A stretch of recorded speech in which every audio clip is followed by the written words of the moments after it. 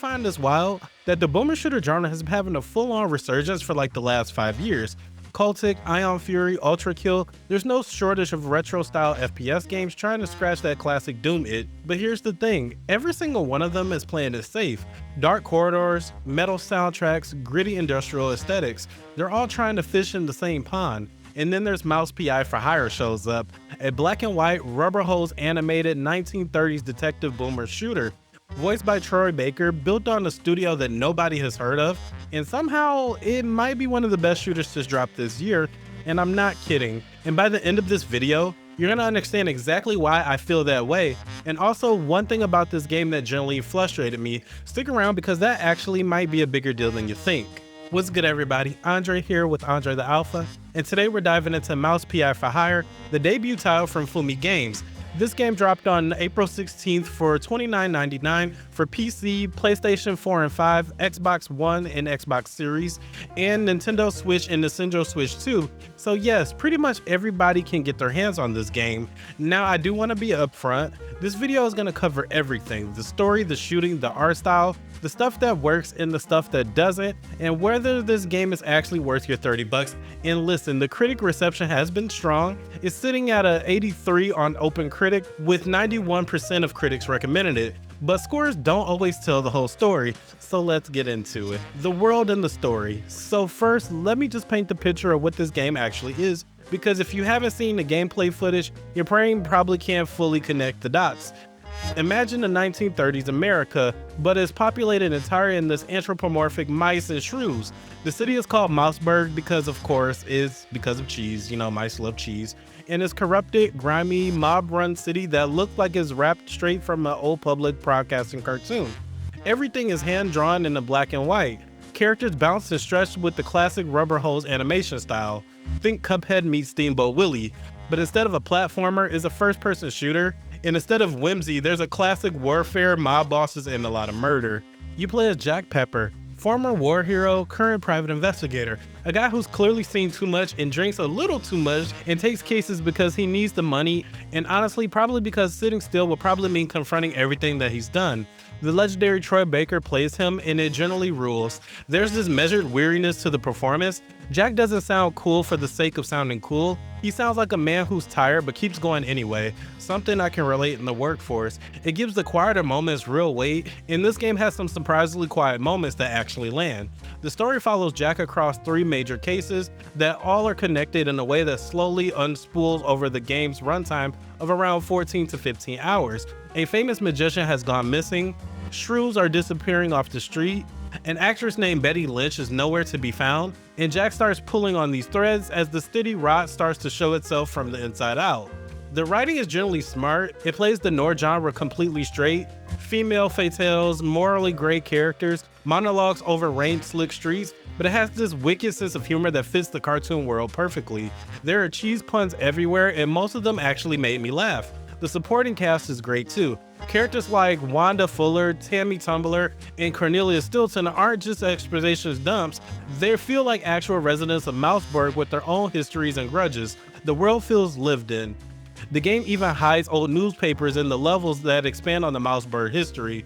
Worker strikes, rising political parties, mob bosses exposed, little world building details that you don't really have to engage with, but if you do, they make the city feel real and actually interactive. One quick mention though, this game does have some Lovecraftian horror elements that shows up later in the story. It's not a huge pivot, but if you're going in expecting a pure 1930s gangster noir the whole way through, just know there's gonna be a lot more going on. Some critics found it unexpected in a good way, others felt it muddied things up a little bit. I'll let you make that call for yourself. The shooting. So let's talk about the actual part of the game, because Mouse is first and foremost a boomer shooter, and if the shooting doesn't feel good, none of the style really matters. The good news is, it feels amazing to play. The movement is fast, fluid, and built around the idea that you should never stop moving. You have a double jump, a wall run, a dash, abilities that you unlock progressively, and the game really rewards using all of them simultaneously during combat. Standing still is how you die, keeping momentum is how you win. If you played Doom 2016, and let's be real, if you haven't, come on, where have you been? You'll feel right at home here. They have the same basic DNA, clear rooms, push forward, find pickups, and keep it moving. The weapons here are where it really gets fun though. You start with the pistol, which is admittedly kinda boring at first, but the arsenal expands very quickly. You got the James gun, a Tommy gun, which has a dual wheel spray and pray alternate fire mode that's actually like the gangster movies that you're thinking of. You got a pump action shotgun that has a real heft to it every time you pull the trigger. And then you got weird stuff. The Devarnisher, which is a turpentine gun, coats enemies in turpentine until the ink melts off their body, and they're just terrified skeletons rattling around. And the rattling bones literally sound like the old Walt Disney skeleton dancing short from 1929. That's the level of detail and reference that this game has for its source materials. There's also a freeze gun that lets you shatter frozen enemies, and a mind control beam where you want to get tactical. Each weapon feels generally different, and experimenting with combinations, freeze then shatter, turpentine then light, is constantly satisfying. The environments are well designed too. Opera houses, city docks, swamps, movie backlots, a riverboat, each area has its own visual personality and it owns a layout logic. Most levels have a clear technical path but also branch off into secret areas, stuff with collectibles, hidden newspapers, blueprints to upgrade your weapons. Verticality is also a big deal, but there's also something above and below you worth checking out. And scattered through Mossberg are row houses where you can actually sit down and play a turn-based baseball card minigame. It's not Gwent, it's not Queen's Blood, but I generally enjoy playing a couple of rounds between missions. There's a special reward for winning 35 games, which is a nice long-term goal to work towards.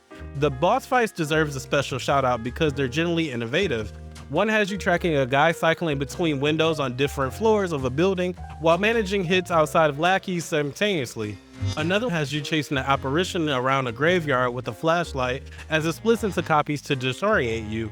These fights test everything that you've learned, and they're the kind of memorable encounters that you actually remember after the credits roll. So here's where I have to pump the brakes a little bit because the game is great, but it's not perfect.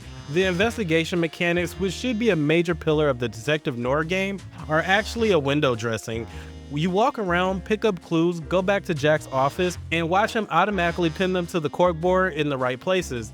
The game just does it for you. You're not actually connecting the dots. You're watching a cutscene of Jack connecting the dots, and that stings because the atmosphere of these games are so well crafted. The writing is sharp, the characters are engaging, you generally want to feel like a detective. The game wants you to feel like you're watching a detective and not be one. Another YouTuber that I admire, Game Informer, said it best. Mouse shines away from letting you use your own intuition to crack these cases. It's a detective story, it's not really a detective game, and when the rest of the packaging is so strong, the gap between what the game promises and what it actually delivers in that department feels noticeably wider than it should. The enemy variety also runs thin on the back half. You start recognizing the archetypes very fast. Guy with the blunt weapon who charges straight at you. Guy with the gun who stands and shoots. Some enemies have wooden shields, some fly around, but the recycling becomes more obvious the longer you play. A few critics have noticed some pathfinding issues with the flying ones getting stuck in corners. And as far as the challenge of the game, especially on the default difficulty, it's pretty light. Health and ammo pickups are generous, and if you're an experienced player with shooters, the normal mode might feel a bit too comfortable. Most game reviews for this is to start on the hardest difficulty if you know what you're getting into with FPS games. But here's the thing though, this is the part where I have to be real with you. Mouse P.I. for Hire is one of those games that the whole is generally bigger than its parts. Like yes, the detective mechanics are underbaked, and yes, the enemy types are repetitive, and yes, the aim has sights looseness that might pull you out of the FPS purists, and I get all that. But when you're standing in the middle of Mousberg Alley, big banded jazz absolutely thumping, enemies bouncing towards you with exaggerated cartoon energy, your dual wielding Tommy guns and a grand piano is hanging from the ceiling, just waiting to be dropped on somebody, and Troy Baker delivering a pulpy one-liner over the chaos, nothing really matters. The whole thing clicks, and it's not just style, it's the intent behind every single decision. The art style especially is amazing. Every frame has been hand-drawn. Characters have heavy inked outlines that pop against the softer matte backgrounds. The ammo counter in the corner shows a different animated bullet depending on what gun you're holding. And those little guys are either buzzing with excitement or cackling while you pull the trigger. The reload animation are hypnotic. The death animation are slapstick in the best way possible. Explosive barrel kill, exaggerated cartoon style with a pile of ash with eyeballs. It's immaculate. In the soundtrack, the Noir jazz bangers the whole way through. There's a boat mission where the piano is so perfectly placed that Gaming Bolt literally said that their heart melted during it, and I get that. The music isn't just wallpaper, it works with the pacing, it sharpens the attention, it locks you into a mood without ever feeling like it's trying too hard. What Fumi Games pulled off here in his debut title is generally impressive. This isn't a game that's impressive just for an indie title, it's just impressive full stop. So listen, where do I land on Mouse P.I for hire? This game is built around people who have a specific vision, committed to it completely, and almost nailed it. It's not going to revolutionize the boomer shooter genre, it's not going to make you feel like you're actually solving a mystery, and if you need a tight precision aiming or complex enemy AI to stay engaged, this might not be your speed. But if you want a rock-solid first-person shooter wrapped inside of one of the most visually creative and generally charming worlds that gaming has produced in years, at $30 this is an easy recommendation. The 14 to 15 hour runtime hits a little heavy towards the back end, but I'd rather finish a game and want a little more than to check out early and not care.